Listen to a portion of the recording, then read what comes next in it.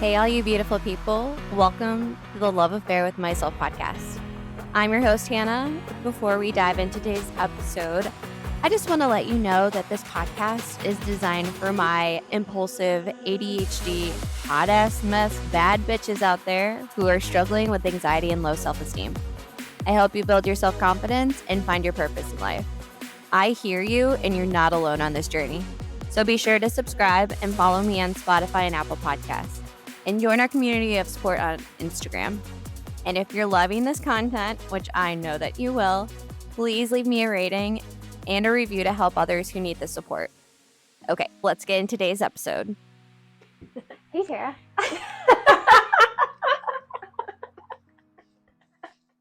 Hey, Hannah. Thanks for joining me today. Are we starting? Is this the beginning? Yeah. Okay. Thanks for having me on your bed. You're welcome anytime. Just to let all of you, Tara just put together this bed. She's been sleeping on the floor. On the mattress. A mattress on the floor, but it's been a process. And she got this beautiful end table over here. I put it together 5 minutes ago. Just for this. She's adulting, and we're here for it. Mm-hmm. And Tara and I have been doing lots of adventuring, and she's been doing all of her house projects. We moved in a week ago. At the beginning of the month, so 3 weeks ago. Oh, wow. 3 It's been weeks 3 ago. weeks already, Yeah. yeah. But when you move to Hawaii, it's like you're not bringing furniture with you, so Amazon has been my best friend. Oh my God, I feel like Amazon's everybody's best friend. Yeah. Yes. Yeah. It's like you hate to love it, but You need especially it. in Hawaii, shipping can be hard. Yeah. I'm excited because she also got this couch and everything set up. Even though you've moved in 3 weeks ago, she had me, and so we've been just having the best time and having the fun adventures. It's always an interesting time when we get together, for It is. sure. Amazing. As we were adventuring and talking, Tara and I we always go into these super deep conversations about everything.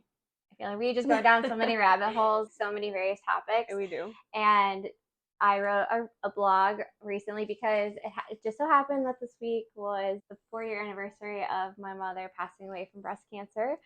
And this one connects very deeply because my mom always had a passion for travel. And unfortunately, before she died, she was unable to fulfill that. And so we went into a really deep discussion about what that means for us, or what that meant for me, where I was afraid to travel internationally or just like fulfill like my dreams, so to say.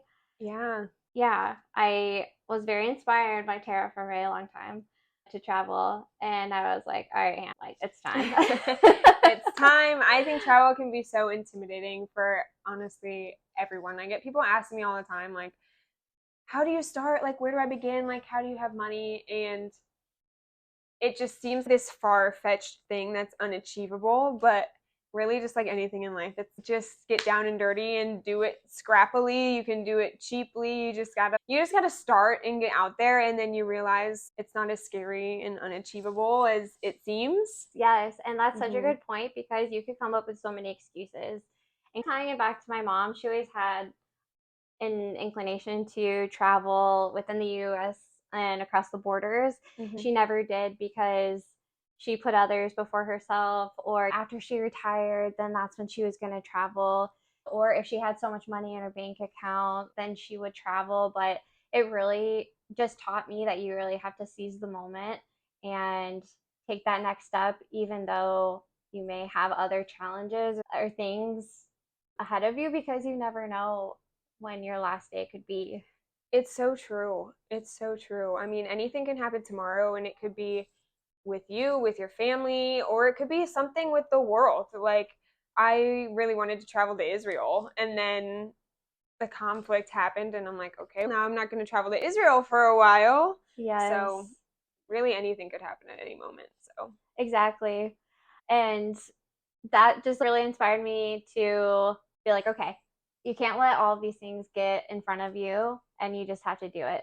So I know for me, my mom inspired me to take that leap, and you inspired me to actually take action on it. And so tell me a little bit about your journey, like how you started traveling. What does it mean to you? Yeah, absolutely. Yeah. Ever since I was a kid, I had this wanderlust for travel. My dad grew up in a farm in the middle of nowhere, but then to get out of there, he joined the Marine Corps, and through being in the Marine Corps, he saw the world. He lived all over the world, and from a very young age, he took us on trips, and he would tell us stories about where he lived and all these adventures that he went on in South America, Japan, Africa. And I always looked up to him and wanted to follow in his footsteps. I'd be like, Dad, tell me a story about like where you were somewhere cool. And that's actually one of the main reasons I joined the Marine Corps, because I was like, I always wanted to travel. I was like, I don't have any money. I'm young. I don't know anything.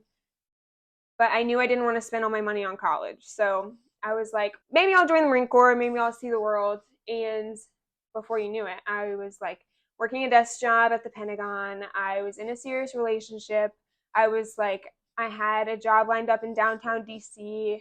I was in college full time. I was just like doing the life. I was like, I'm going to live in DC forever in this house in the suburbs. And then COVID hit. Mm-hmm. And it was this perfect storm of I lost my job, I lost my relationship, but I didn't want to stay in the city during COVID. I just was like, everything just went wrong, honestly. Yes. And I didn't even get to say goodbye to like my Marine Corps friends because it was COVID times and everyone was like, quarantine, don't come into work. But this one girl that I worked with, she gave me a going away present, and it was one of those corkboard maps of the world where you put the pins, yeah, in, and it had my name and my rank and the dates I served and stuff. And I just remember being so sad when she gave it to me because I was like, I was 22 and I thought that I was never gonna see the world. I thought that dream was dead. I was like, she knew it was my dream, and so she gave this to me, and I was like, I'm never gonna realize that dream. And eventually I had nothing going on. I was like very depressed, and I was like, I have nowhere to go. I was like staying with my mom after being in the military for 4 years. I was like not in school anymore. I wasn't working, and I was just like, just pack your stuff in your car and just go anywhere. And that's how my travel started. I literally drove to Tennessee, stayed in this motel that was disgusting. It had blood-stained sheets. It smelled like smoke. But when I like drove into town, a rainbow appeared, and I got Chick-fil-A. And I drove down these country roads during the sunset with this like the horses in the fields, and I sat by this lake all by myself, and I ate my Chick-fil-A, and I was just like, this is exactly where I'm supposed to be. I'm like, I found more happiness in one day on the road just doing what I want to do than I have like in the past 4 years. And I just kept driving, and then opportunities just started to arise. Like my friend invited me out to Hawaii. I stayed in Hawaii for 6 months. I met a girl out here who was going to Costa Rica and invited me to go with her, which opened my eyes to international travel, and it just went from there. I love that. Yeah. And I do want to mention to everybody that through that time of that transition, that's when Tara and I met. That's also when I lost my mom to breast cancer. And so that was a hard time for both of us. And so that's really where our friendship started. And I had no idea at the time, like, what kind of like free spirit, because I knew you from the Marine Corps. Yeah. And I knew this like very structured, we would wear blazers. Yeah, well, especially in that program, because it's like they teach you, like in the military, it's very much like appearance is everything. Yes. Like dress and act for the job you want kind of thing, which I feel like the world outside of the military is very different from that. But I remember they made us dress that way, and we were around all these old men who were wearing their suits, and we were like these young girls who were like, we want to have some sort of style. I'd wear my oversized blazer from Forever 21, but it's still like, you're very I'd go to my corporate job and everyone was wearing like crop tops and jeans, and I was like in my blazer in my skirt and my heels, like.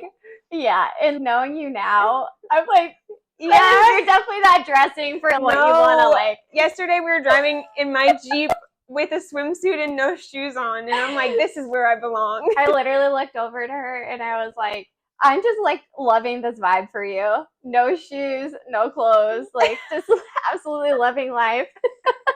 And in the military, I could never. Like, I couldn't even go to the gym wearing shorts. Oh, God, no. Yeah. Yeah. And people are like, what do you mean you couldn't wear shorts? I'm like, no, I could. But I just shouldn't. Yeah, and for those of you who know. Yeah. Unfortunately. So, with all of that being said, you made a really good point about self-confidence. And it's crazy because, like you said, you just took a chance. You got in your car. You're just like, what else do I have to lose, right? Mm-hmm. And you ended up in these various different locations. You ended up in Hawaii and met that girl and started doing international travel.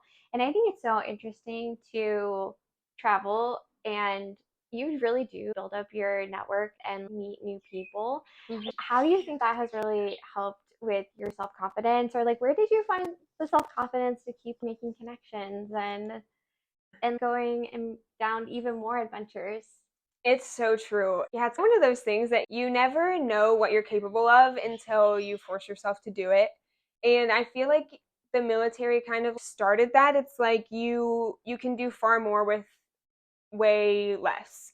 And I think a lot of people think, oh, I can't sweep the floor because I don't have a broom, like as a very basic example. But if you need to sweep the floor, you'll find a way even without a broom. And then we got paper, we got leaves, we got socks. For real. But I think that like when you have to only rely on yourself, a lot of times in life you have your family or you have your friends or you have your boss, or in the military, you're never truly alone, even though you can feel isolated. But yeah, when you have to rely on yourself for like, where am I going to get food? How am I going to get there? Like, how am I going to communicate? I don't speak another language. I don't know what their transportation system's like. Thank God we have phones. It's like Googling, but yes. It's like down to every little thing. Like, how do I use my phone? I need to get an eSIM and things like that. But it really does build your self-confidence because you're like, if I can traverse across South America with only the things I have on my back by myself, I can do anything. Literally do anything, yes. And people, they see me on the street and they're like, oh, young, cute girl. And I'm just like, yeah, nothing can faze me these days. No. Everything went wrong. Your car doesn't start. It's raining outside. I've seen worse. Yeah. But yeah, I think solo travel was probably the biggest thing that built my self-confidence. Even before traveling internationally, just when I was in my car, you're sleeping in an unknown place with knowing no one around you. Yes. I've ripped the bottom off my car down these back roads. And even though I was like 15 miles down these like desert roads in my Honda Civic on an off-wheeling road, accidentally. But I even was like, okay, it's fine. My phone doesn't have service, but I have a sleeping bag, I have water, I have food. I'm not gonna We die got the basics today. here. If worst comes to worst, I'll walk 15 miles to the nearest farmhouse. But it's crazy because life is so much simpler, but it's also harder in some ways because it's like, where am I going to eat? Where am I going to sleep? Am I safe tonight? It like just strips it down to the basic needs, and you spend so much time being like, I need to find a safe place to sleep tonight, which is like thrilling and exhausting all at the same time. But definitely is probably the biggest thing that has helped build my self-confidence. Absolutely. Yeah. Yeah, I think like you definitely, I love that we traveled together in Mexico for my first time because I learned so many lessons, good points on just know at least a little bit of the language to buy. It helps so much. And even if you're not saying anything like cohesive, I think it means a lot to them that you're trying. It does. Yeah. And they'll laugh at you, but they'll be like sincere. Yes. And they'll appreciate it. They'll help. Yeah. Exactly. Or just like little things too. Don't drink the water. Like that's a big thing. Don't drink the water in a lot of places. Tara carries this water purifying bottle every day. She's like, do you want a glass of water? Yeah. Oh my God. Nice. I don't have it with me right now, but it has saved my life. The worst thing is when you're like, I'm so thirsty and I'm in a new town and I don't even know where the closest places to go buy a water bottle, and you're walking everywhere, so you have to Yes. carry everything. So Yes. it's so much harder. I just need water. That's it. Yeah. And it really, like you said, it really does build your self-confidence. I went to Mexico without you for my second time, and I just felt, I'm like, oh yeah. And I was just like making all of these excuses in my head. Customs is going to be difficult, or I don't know, like how to use a cab, or how do I use my phone. And when I got there, I just immediately was like, it's not survival mode, but You figure it you out. figure it out along the way. Mhm. And that's really what builds your self-confidence is I can do this. I will figure it out. There's always an answer to the problem, right? Yeah. And I was like so thankful for those experiences. And I love hearing about all of your crazy adventures. Oh my gosh. Yeah, it's just like inevitable. You're Yeah. just exposed to so much random stuff when you're just out and about. Like, Exactly. you never know who you're going to meet, what you'll, because a lot of it Yes. is like, you have to be resourceful and you have to be on your toes and you have to be safe, but also be open for an adventure, because so many people I've met have hitchhiked and stuff. Yes. And even people that I've met who aren't American, who have traveled to America, they've hitchhiked through America. And I'm like, all right, you go. You're like, yes. I've never done that. But maybe if your car totally took a shit and oh yeah, for you're sure. like, if this is my last resort, maybe finding like a family with a minivan that looked like safe. I think that's the key, is like, if you approach someone rather than letting someone approach you, is definitely like a safety tip. Yes. Yes. 100%. And yeah, I think like solo travel or just like traveling in general, you really get in tune with like your body too. And if something doesn't feel right, your intuition's gonna be like, something's off here, right? Yeah. That's like the biggest thing that I think has kept me safe. I've pulled in a few places, and it hasn't happened very much, but sometimes I'll pull in a place and I'll just be like, I won't even get out for gas, because something is giving me a bad feeling about this. Yes. And it happened to me one time in Colorado. I pulled into this park because I was just changing where I was going to go, and I was just putting something in my GPS location, but I always lock my doors now. Yes. Even if I'm just at home about to leave, lock my doors. Yes. I don't know. Anyone could just come open the door. But so I made sure my doors were locked, and I was just sitting there for 2 minutes, like changing the address in my GPS. And in those 2 minutes, I witnessed someone get their bike stolen. Wow. And I was like, oh my God, do I do something? But it's like, there's nothing you can do. They just took the bike and started riding away. And the guy like ran after him like, hey. Oh my God. Like, I just had this feeling, and like immediately I like witnessed a crime. I was like, yes. And your body will tell you. Although for those of you who struggle with anxiety, I have this irrational fear of getting out of my car and somebody like slicing my Achilles tendon so I can't run away. do you have any of those irrational fears that you've had to overcome? Or is it just me? So. Yeah, maybe it's just me. I don't know. I think at this point I'm way more calm in a lot of situations than I probably should be. But that's when, like, how I know if I get a weird feeling, I'm like, I'm used to sleeping in a room with 10 strangers. If I am having a weird feeling right now, something is off. I don't know what it is, but something's off. Yes. Yeah. Yes. Yeah. So big lesson, trust your gut. Yes. Always. And because your intuition and just like being confident in yourself makes a difference, and is going to tell you. Your body's always going to tell you when something's off, and it'll keep you safe. So, yes. So, another question I have for you is, with everything that we just talked about, just having this like starting with this fear, or of the, not even fear, you're just like, I really have nothing to lose.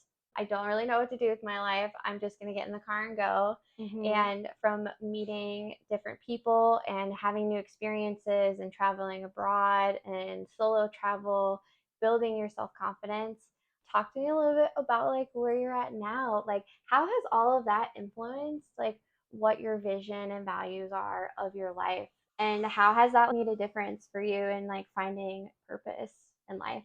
Yeah, I think that it has definitely been a long journey, and it's still a journey every single day. But I think I was in such like a dark hole because before I started traveling, basically the way my life was not, it did not embody what I wanted it to be. And I wasn't surrounded by people that I thought were my people or wanted to do the same things that I wanted to do or had similar values or hobbies even.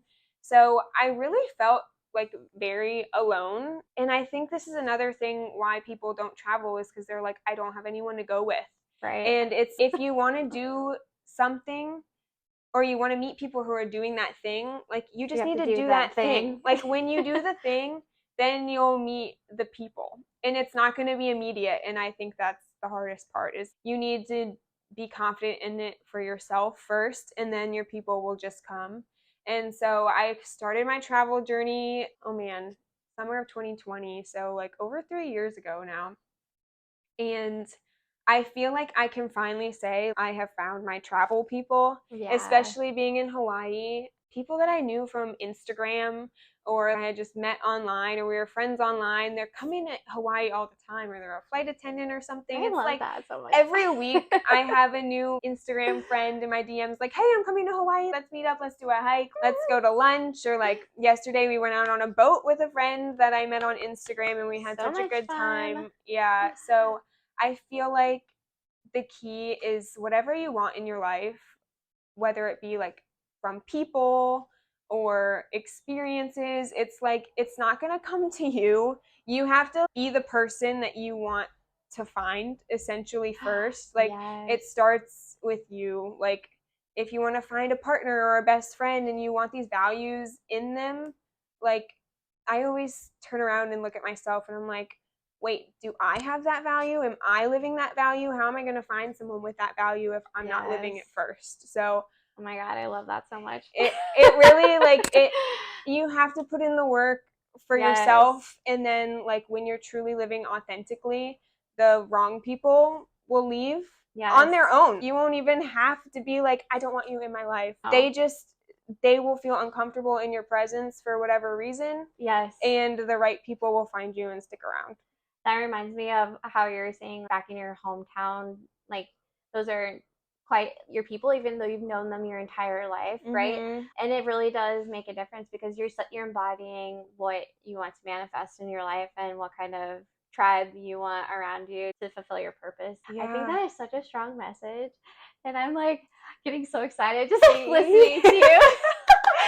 Yeah, it's a lot easier to look back and see, whereas when I first started, it was just like, I have no one, but like I wasn't living it myself. And then doing it, I built the confidence to be like, I don't need anyone. I can do this by myself. And now that I have been living it for years at this point, it's the right people. Just I've met so many people on hikes that I'm like still friends with, and we just happen to be on the same trail on the same day and stuff like that. It's you will just be in the way of each other because you're doing the same things. Exactly. And it's also funny because you seem to find people who are you're friends with along the ride, and then like they're also meeting people that like you've also met. It's so crazy. I feel like you go on Instagram and you're like, whoa, these travel people or whatever. But it really is a small community. And because people are traveling, it's like they're meeting up all over the world. Honestly, it's so crazy. I love that. Yeah. The world is so much smaller than you think. It really is, honestly. Yeah. And yeah, I think I'm so grateful that like we met along like that portion of your journey, and we've been friends for 4 years now, and I'm like, where did the time go? Like, I know. I feel like we've just grown into really different people. We totally have. We're still together. It's so crazy 4 years really isn't that long of a time. But I think you were saying it earlier, you've seen me through these different phases of life, and I've seen you through the phases too, and it's wow. I think that's another message that I've really gotten from traveling and moving to Hawaii specifically is like, things are changing every day, even if you don't feel like they are. And it really is crazy how quickly everything can change. I think with moving to Hawaii, it was like my final let go of everything that wasn't serving me. I got rid of my car that I lived in. Yes. And within a matter of weeks, I was living in a completely different state on an island. I had a new car. I had a new house I was living in. And it took me a while to even be like, wait, this is my car and this is my house. And I was like, it literally changed within a matter of weeks. And yes. obviously there are normally other things in play, but it really can change quickly. Exactly.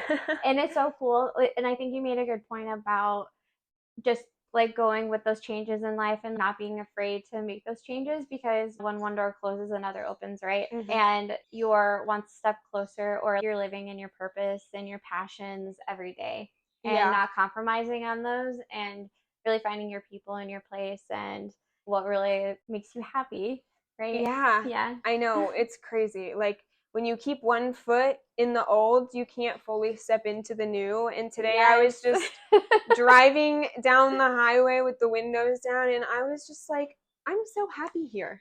Yay! I'm so happy you're here too, because I got to come here. Woo! I know. We should go to the beach. Yeah, let's go to the beach. Let's wrap this up. So we go to the beach. What a life. Yay! Sunday self-care day.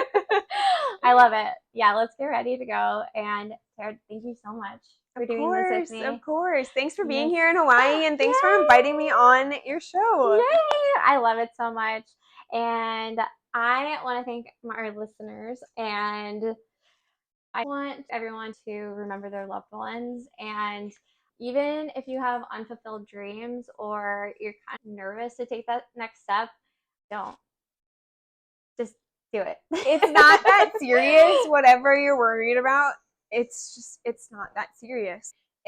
I don't know if I should use a suitcase or a backpack. It's not that serious. Just pick one. just throw your stuff and buy a plane ticket. The amount of one-way plane tickets I bought, you can always just get on a plane home. Worst thing happens, get a plane ticket home. Yes. And I think the big message is life's too short, honestly, and you never know when your last day is going to be. Mm-hmm. And so don't be afraid, take action, and cultivate the life that you want to love. Yeah. And it's whatever hurdle there is, it's like there's always going to be a hurdle, but you just need to take one step in the right direction, and that one step will lead you to the next. Even if you can't see the picture, just the baby step right in front of you is all you need to do. Take little baby steps, and that's what I did. I love it. I got in my car and I slept in a motel, and then I started hiking on my own, and then I started camping on my own, and then I was like, maybe I should get on a plane, and it led me places I never would have guessed. I love it. Yeah. Thank you so much. Thank you. I appreciate you so much. Yes, of course. Let me know if you like this episode and if this resonates with you. And until then, take care of yourself, and we'll see you in the next one. Woo! Love it. Thank you to my inspiring baddies in this community at Love Affair with Myself. I'll be back next week with more insights, stories, and strategies to build your self-confidence and to help you find purpose in this amazing life that we are living. In the meantime, head over to ownmyoutcome.com to read the blog, which are filled with my personal stories, and download free templates to help you understand your emotions better and build your self-confidence. Take care of yourself, and remember that I hear you. I understand the struggles, the doubts, but also the incredible fire within. You're not defined by the limitations of your past, and that's fucking powerful. See you in the next one.